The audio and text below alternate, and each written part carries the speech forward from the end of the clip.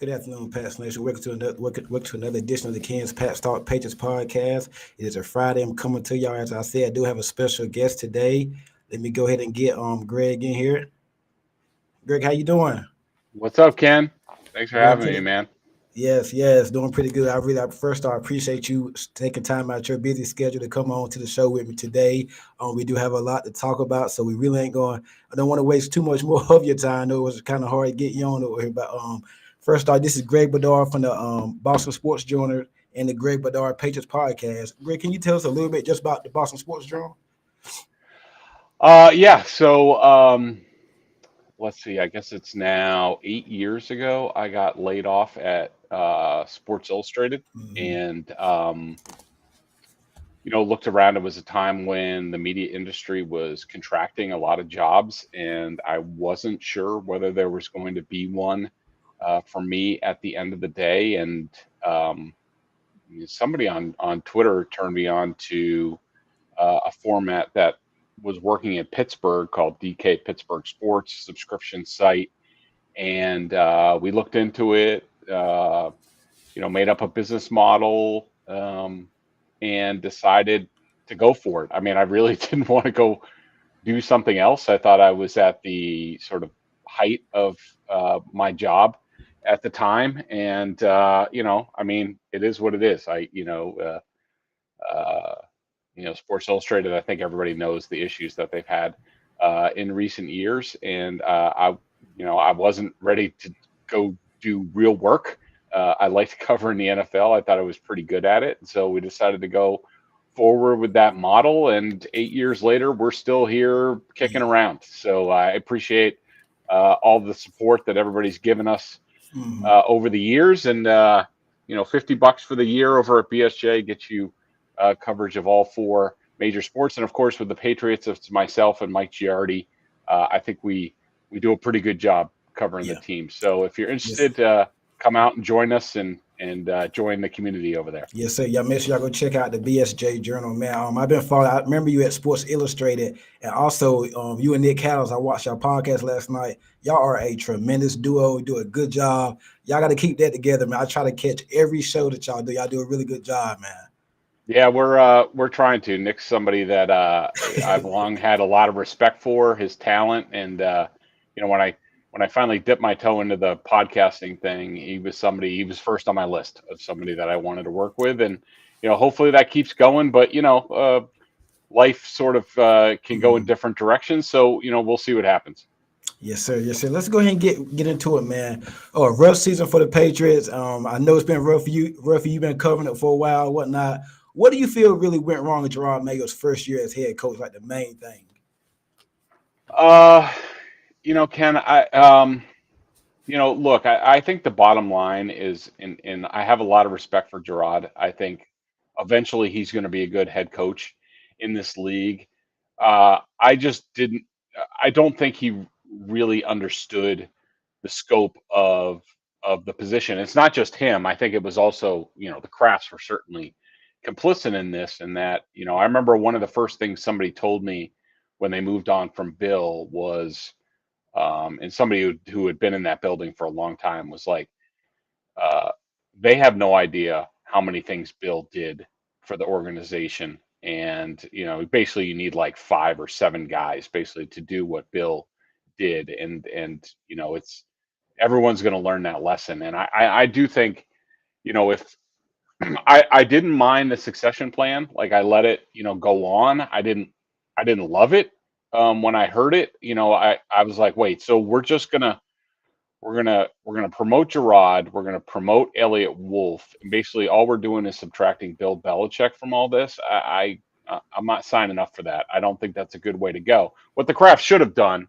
was, if they did indeed tab Gerard Mayo as sort of a future head coach of the New England Patriots, they should have got with him and been like, all right, this is what you should do. You should go out and work for different organizations, go be a defensive coordinator, learn other people around the league, learn other offenses. So when you come back here, like, you're ready to go. So that was I think that was the biggest thing. And then I thought the coaching staff was underwhelming. Like, you're not going to be able to. I know everybody loves to think about it as sort of like fantasy football, like, rebuilding a team personnel wise. And certainly there are examples of it. You could look at the Commanders this year, but that's not really like reality for a lot of teams. Plus, the Commanders had some pieces in place, like, Terry McLaurin and some people on defense, and a couple of pieces on the offensive line. But it was going to be a process. And if it's going to be a process, then you need a coaching staff that is really capable of,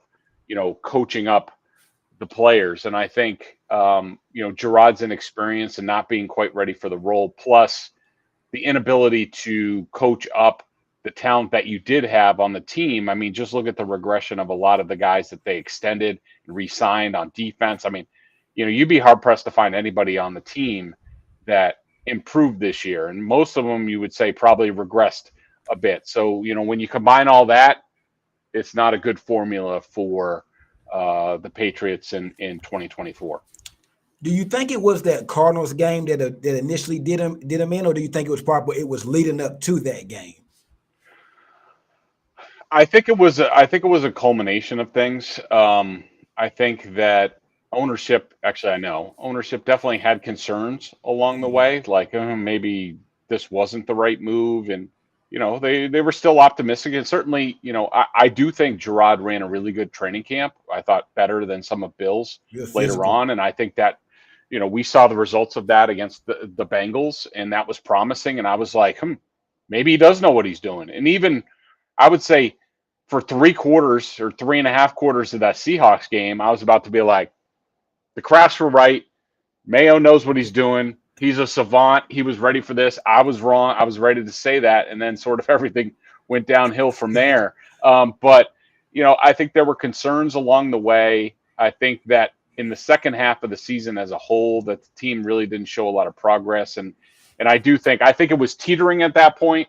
And then Mhm. coming out of the bye, to that effort in Arizona was a big blow. And then, man, the Chargers game, really, if there was any doubts, I think that really solidified that, like, this is not going in the right direction. This is not like, you can talk all you want about Dan Campbell, Yeah. but Dan Campbell he went 3-3 in his final Mhm. 6 games his first year with the Lions. And, you can look at the Cardinals coach Gannon towards the end of his first year 2 years ago. Um, you could see some tangible progress. And that's all I know. Speaking for myself, that's all I was looking for. I was like, look, I know they're going to have their struggles. I know they're not talented, but just show me this thing's going in the right direction the second half of the season, towards the end of the season. And then, okay, let's go on to year two. And then I think with some of the times that he'd get up there like a Monday morning and walk back some of the comments, he had the soft comments and things like that. I think it was just all in one. And then we about to get into Mike Vrabel, with Mike Vrabel coming available. I think that just ignited the process and whatnot. And moving on to Mike Vrabel, do you feel he is the right fit for the right person for the job? Me personally, I think he is, and I think he's a former linebacker, former Patriot, so he kind of knows the coach and whatnot. And he had some pretty good teams with the Titans, and they was talented, but it ain't. I don't feel they was too top heavy talent or whatnot. So I think he got a lot out of those Titan teams. Do you think he could do the same for the Patriots? And what kind of are your expectations for? No, I know it's kind of hard right now because we ain't got the free agency in the draft.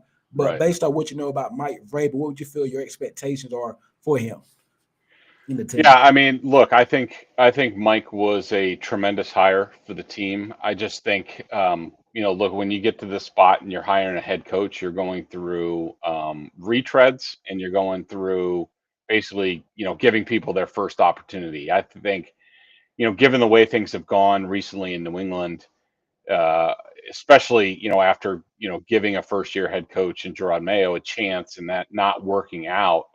I mean, there was no way that the Crafts were going to go that route again. I mean, it's nice to think about Ben Johnson and think about how he might be, a Sean McVay type of guy, which who knows?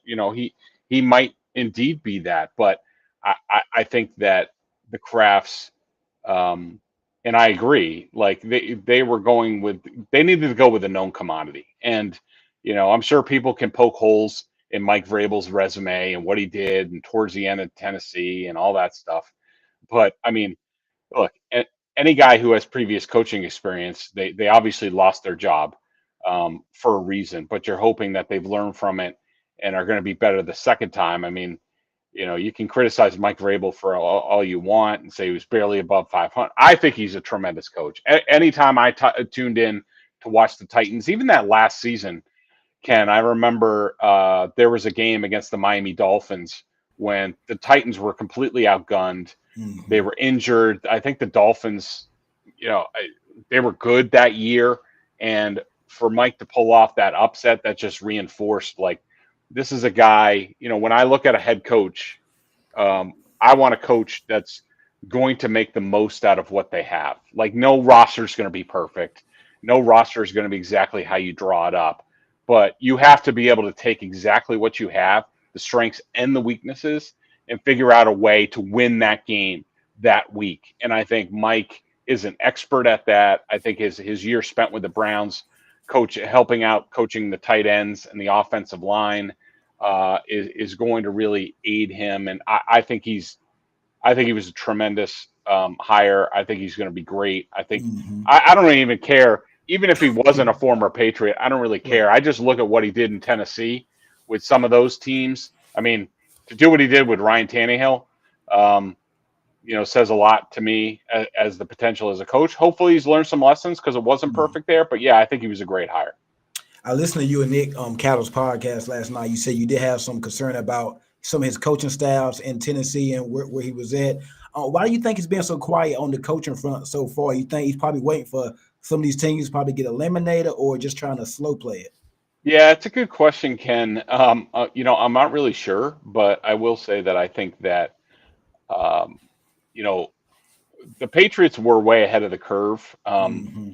In terms of while you would like them to give a little bit more of an effort as far as the Rooney Rule. I mean, you got to play how the game's played, and you're seeing it now with the other teams that have openings. Like these teams that are waiting, they're doing all these virtual interviews. They can't interview in person any team that's employed by an NFL team in person until Hmm. next week. And so, the Crafts basically looked at it and said, why would we do that? As far as the assistant coaches, I think it's I think it's a case of I think Mike's being very patient. I think he's not in a hurry. He wants to get the right staff, and I think that there's probably some people who are still involved with playoff teams that he can't really Hmm. talk to right now. I think some people are waiting to see how things shake out with these other head coaching positions, and then he'll move. But I think it's just I think he's being methodical about it, which I'm more than fine with because I think yeah, it's important to get the right head coach, Hmm. but like I said in the podcast, like it's also very important for him to get the right staff, especially on offense as a guy who steers more towards defense. Like, you got to get the OC, you got to get the offensive line coach. With what's been going on with the wide receivers with the Patriots, the wide receivers coach is going to be a big hire, and you really have to be methodical. Like, you don't want to mismatch coaching staff. You want the OC to be comfortable with the offensive line coach, the wide receivers coach, and all that stuff. So I think it's just he's being methodical, Yeah. and that's why it's going probably a little bit slower than a lot of people would like. Greg, we do have a quick question, real quick, from DJ Christopher Greg. The Mike Vrabel hire feels like a Christmas present. Do you think there's a possibility we are in the hunt and playing for a playoff spot come December? Yeah, and that goes by the a question that you asked that I didn't really Right. answer. Of course, we all need to see like what the roster looks like, Hmm. but um, this is a team that even under in Bill Belichick's final season, um, I didn't think the coaching was good enough. I thought the Hmm. team was better than 4 wins. I thought this past year's team was better than 4 wins, or at least according to their schedule and the teams that they played. I predicted before the season that they should have gone 6-11. I stand by that. I think that this team easily. You look at we could toss the Seahawks game out, but you look at the Dolphins game with Stu Huntley at quarterback. You look at the Titans game with Mason Rudolph.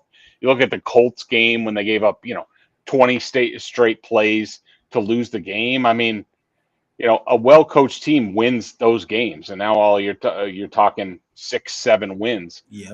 I expect this team. I think there is now a sense of urgency in Hmm. Foxborough where there hasn't been. I think they'll be aggressive on trying to up the talent level, and I do expect the coaches to be good and uh, make better use of the talent at hand, the talent that they bring in. I expect the team with a schedule that doesn't look very formidable right now. Of course, that'll change in time. I expect them to be in the mix. I expect them Hmm. to be, around, I would say they're over under certainly about 6.5. I would Hmm. expect them to be over that, but we'll see. I mean, plus you got Drake May going into the year too. Yeah. Good player. We'll see. I expect them to be vastly improved next year. Agree, guys. I appreciate all the questions. I only got Greg for a few minutes today, so I'm not gonna be able to get to all the questions. I'm sorry about that, but y'all do make sure y'all hit that like button on YouTube and make sure go to the YouTube. Make sure y'all subscribe to the Kansas Patriots podcast. I do appreciate it. Once again, I don't, only got Greg for a few minutes today, so I'm not gonna take up a lot of his time. Moving on to Drake May. You just mentioned Drake May. How would you grade his rookie season? Me personally, I think with everything he was dealing with, the offensive line, the coaching, some of the don't have a lot of playmakers outside of maybe Pop Douglas and Hunter Henry or whatnot. How would you grade his rookie season performance? I thought it was pretty good. I say I give him a B plus. I would that's what I'd give him. Yeah, I would say, taking out all the other things from it, I would probably say a B minus. But when you Mm-hmm. when you factor in the other things, the offensive line, I thought some of the play calling approaches, weren't great, especially when it came to protection for him. What he had at Mm-hmm. his disposal, yeah, I could get up there in the B plus range. I thought, as far as a rookie quarterback, a young kid who didn't have a whole lot of college experience, I was extremely impressed with Drake May. Yeah, there's the turnover thing. I'm not overly alarmed by that. In fact, I'm one of these guys, and Ken, this goes back to, before when I covered the Dolphins, I covered the Packers. I mean, I remember covering Aaron Rodgers, early on in his career. Yeah, I was there for the I Brett Favre's remember. final season, and then transitioned into Aaron Rodgers. And Aaron was one of these guys who tried to be overly perfect and didn't want to turn the ball over. And I remember going into his second year, the coaches and some of his teammates were like pressing Aaron to like take more chances, even in practice, just to see what you're capable of. Like Mm-hmm. I don't mind interceptions. The fumbles aren't great, but hopefully they'll get better protection. But you know, you're going to turn the ball over. I mean, if you're trying to make plays, and I think Drake's trying to make plays, and hopefully they get a offensive coordinator and a QB coach that can take that to the next level. But as far as where he is in his career, I was extremely impressed by his rookie year, and I feel really good about him going forward. Absolutely. The hope is they can continue to put some pieces around them, have a good Hmm. draft, a solid free agency, which we're going to get it here shortly before we let you go, whatnot. And then you can see he take that year two leap. Because you see a lot of people have a sophomore slump, but you want to see your players take that year two leap. All the rookie players on the Patriots or in the NFL, whatnot, you want to see them take that year two leap, and it's going to be big. And I think with them bringing in, Ryan Coden from the Giants and whatnot, Elliott Hmm. Wolf with that collab. What do you think that's going to work pretty good going to the season? Yeah, I do. I mean, I know Elliott from his Packers day, and Mm-hmm. and he's a good guy. He's good at his job. I know people in New England think he's the devil right now, and I get it. The results were what the results were, but I do think I was just doing a BSJ member chat, and I said in there, like, I do think I do think given another couple years and with a good coaching staff, I think we're going to look at that draft at least as solid. Like, Hmm. I'm sorry, but Jalen Polk is better than what he showed this past year. Yeah. And I think that's kind of what you get when you hire a wide receivers coach who has coached the position since junior college. Like I said, I don't think many people got better on this team. Most of them regressed. So what should we expect out of rookies? And I think that'll work fine. Ryan Cowden Hmm. has an excellent reputation. He's been in a bunch of different systems. He understands the I think he Packers was in system. Carolina too. Yep, Hmm. absolutely. Pat Stewart, who's with the Patriots, was also in Carolina. These Hmm. guys are, I mean, I understand the way people feel about them right now, but Elliott Wolf, Alonzo Highsmith, Pat Stewart, these are guys who have earned very good reputations around the league, and they're good at their job. It wasn't good this year, I understand, but that doesn't mean they're going to be terrible. Just like Jalen Polk. Yeah. So yeah, I think it'll be fine. Well, I think we got a couple more questions before we end the show. This is the $1 million question right now. What are the chances Josh McDaniels going to be that OC? It's real quiet on that front. Like we just got into a while ago. It's a lot of rumors coming. I think Sheffield came out today and said he think it's going to happen. I think I saw him on the McAfee show. He said that all signs are pointing towards that. Do you think that's probably what's going to happen? And how do you think Drake May would do in a Josh McDaniels offense? I think he would do great. Mm-hmm. I think that you talk to anybody, whether it's Bill O'Brien or Bill Belichick or anybody who's worked with Josh. I remember Bill would tell people. I think he told a team once that was asking about McDaniels. He said that that it's only of coaches he's been around. It's like Nick Saban and then Josh McDaniels in terms of like how smart they are. I mean, you look at what Josh did, adapting his scheme to Cam Newton, to Mac Jones.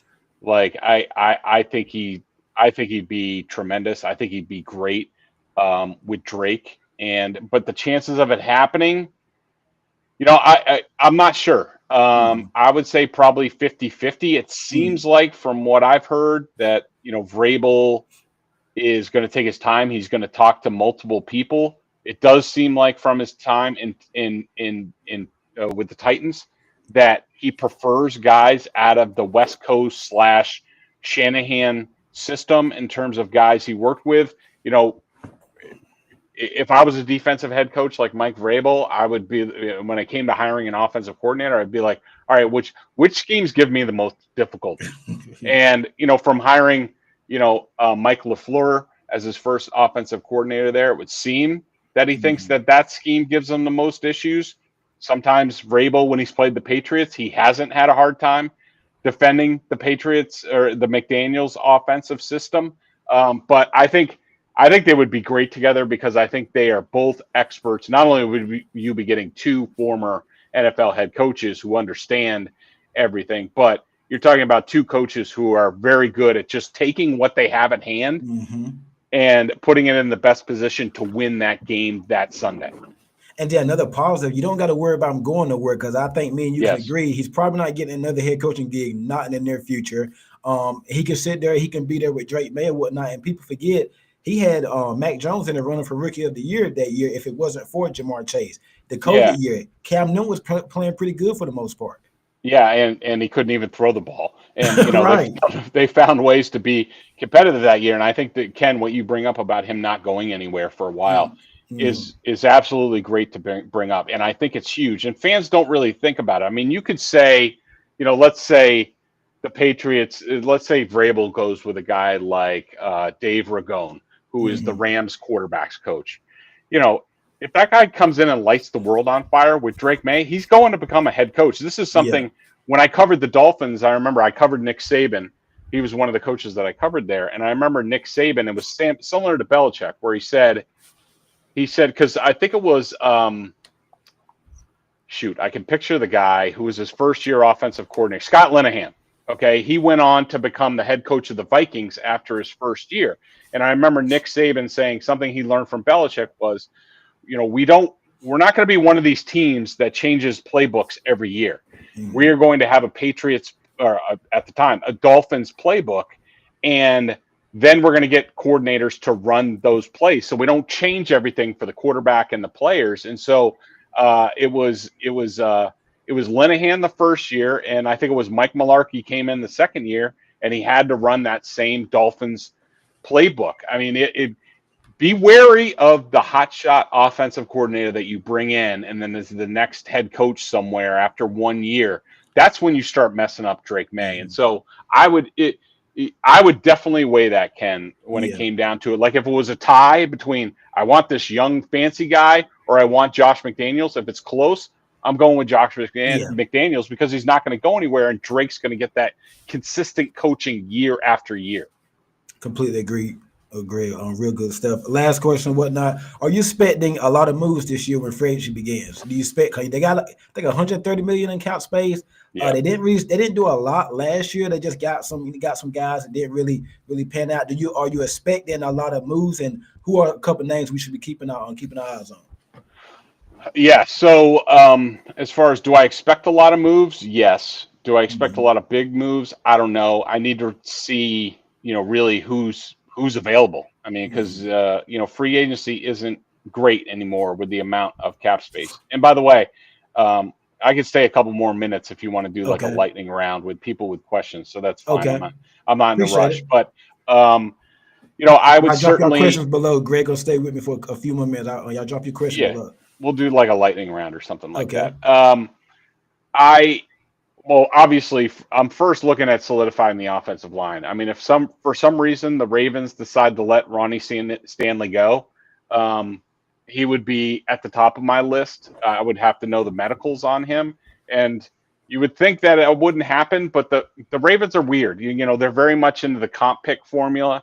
So if they think Ronnie Stanley's going to get a bunch of money, and they don't think they need to sign other outside free agents, they might let him go. So Mhm. guys that I'm looking for on my wish list certainly are Ronnie Stanley and T. Higgins. We'll have to see Mhm. whether they're on the open market, but definitely curious to see who ends up on the open market at the end of the day.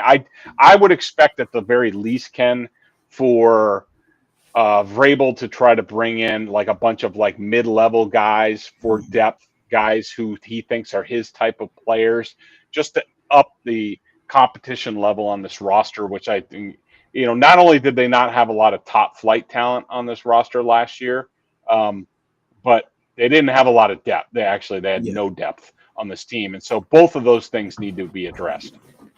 One question here from DJ again. Do you think Mike Vrabel makes the Patriots a destination for free agents would want to be? Good question, DJ. I mean, I think it helps, but the thing that's going to matter the most is, are you coming with the best offer at the end of the day? Yeah. Are you putting the most green on the table? That's what these Mhm. guys want, especially guys who are going into their, um, first off season as a free agent. Those guys are looking to, get generational wealth for their families and to strike it rich. So they're looking for the biggest price tag. I think it'll help with veteran type guys. I think Mike has a pretty good relationship around the league. Mhm. You've heard guys like Taylor Lewan talk about playing for Mike. Ben Jones talked to Mike Giardi, former center for the Titans, talked about how much Vrabel meant to him. I think that the green will help for the top flight free agents. Yeah. Vrabel's reputation will help maybe some guys who are looking to prolong their career and play a few more years of good football. Got another question here from Fantasy Stars. Why did Greg say early in the season that we were catering to the rookie quarterback? I don't remember saying that. I actually think in hindsight, and I said this before. I thought that Mhm. Drake May, because when I evaluated Drake coming out of North Carolina, I saw what a lot of other people saw. I was like, he was kind of all over the place, Yeah. and his mechanics needed to be refined, and I was like fine with sitting him for a whole season. I didn't care if you think you have the guy. I don't care if you sit him for a whole year, but I think. And a lot of training camp bared that out, but really right around that preseason game where he went out there and performed, and then the practices right after that, the dude just skyrocketed. And to Yeah. me, he looked like a guy who was he just needed to be in a pro football environment. He's really smart, adaptable. I would have fast tracked him to start earlier Mhm. in the season, but I do think that you need to cater the offense to the quarterback, certainly to your talent, and the quarterback. And I never thought Van Pelt was going to be able to do that. Those guys who are sort of Old Coast, West Coast, they're more about their scheme Mhm. than fitting it to the players. And so that was always a concern of mine with Drake Maye, with Alex Van Pelt. Got another question here from DJ. Do you think it's possible we can make the playoffs next year based on what the schedule looks like? A lot of winnable games. Yeah, well, I'm answering first, then I'll turn over to you. I think right now it is early. We haven't even got the phrase. So some of those teams that look bad right now, maybe they Yeah. go add like a T Higgins, they go add a couple of playmakers, and all of a sudden the schedule don't look, as it looks right now. How you feel about that, Greg? Yeah. I mean, if I had to say right now, I do think that the Patriots are going to push for a playoff spot because I don't think the AFC East is that daunting. I think the Mhm. Jets are completely, they're rebuilding, new coach and new GM and all that stuff. The Dolphins have overwhelmed. That thing sort of seems to be teetering on the brink of Yeah, collapsing. And real then quick, Greg. You covered the Dolphins for a while. Why do you yeah, think they struggle so bad down there, the Patriots? I will say I do think that the South Beach and everything, I don't think that helps attract people, but it also Right. helps to distract young athletes. I can say even from my time back, so that's 2001 to Mhm. 2007. Um, let's just say the guys that I covered with the Dolphins certainly enjoyed the South Florida life. So that can, where it's a little bit different in, other places I've been, like Green Bay, Wisconsin, or Foxborough, Massachusetts, where maybe there's not that many distractions. There's plenty in South Florida. I think that's an issue. And also, I don't, they've never sort of gotten the quarterback right. I mean, I like Mhm. Tua. I like him in that offense, but with his injury history, I mean, availability is an ability, and Yeah. maybe the biggest, the top ability. So I think it's a combination of things. I got one more question here from Ashton Luck. Let me see if I can get it up here. Okay, good question on the draft. What do you want us to do in the draft, Greg? Draft Travis Hunter, Abdul Carter, Tate McMillan, or trade down for Will Campbell? I like Travis Hunter right now, but I mean, I think Johnson at 3, depending on what they do. I mean, Shador, I don't, if Dion's gonna let Shador go to Cleveland, I don't think he would. He probably go to the Giants, and then Travis Hunter. Well, you got who knows what the Browns will do? Would they go Hunter? I could see them pairing Abdul Carter with Myles Garrett, and then Travis Hunter might drop right in the Patriots' lap at 4. But what you think so far right now in the draft? Yeah, I mean, obviously, we need to see what they do in free Yeah. agency, because that becomes comes before the draft. Um, ideally for me, I'm hoping there's somebody available at 4 that somebody wants to come up for, like a Mm-hmm. Travis Hunter or an Abdul Carter. If I have to stick and pick, I'm a little bit worried about Abdul Carter's size in the NFL. To me, he seems like a tweener. I will Mm-hmm. say though that I looked up He his size. leaps He's off the like screen though. Yeah, he's explosive. he does, but that's college. A lot Yeah, of those yeah. guys when they get to the pros and they're going up Mm-hmm. against like the Ronnie Stanleys of the world, they're not really all that If effective. they gonna tell me right now he's gonna be Michael Parsons, I'll take him. Oh hell yeah! But not too many people are Micah Parsons. I mean, maybe he will be. I don't know. But I mean, Micah Parsons, I think, is like 6'4", Mm-hmm. 255 pounds. Abdul Carter, I think, is under 6'3", and he's like 250 pounds. Now, I will say, I look back. Harold Landry, who was a second round pick of the Titans, who was successful in Vrabel's scheme, it seems like they were similar sizes coming out. Yeah, he's six So three and 260 pounds. Just look.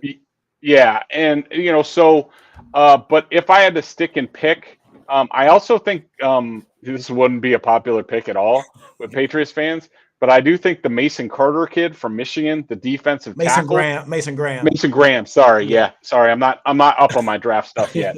Right. I like the McMillan kid from Arizona. Okay. Uh, I think these guys will go best available player, but ideally for me, somebody comes up, I trade back a little bit, and I either take Will Campbell or Kelvin Banks at left tackle, whichever one they evaluate better.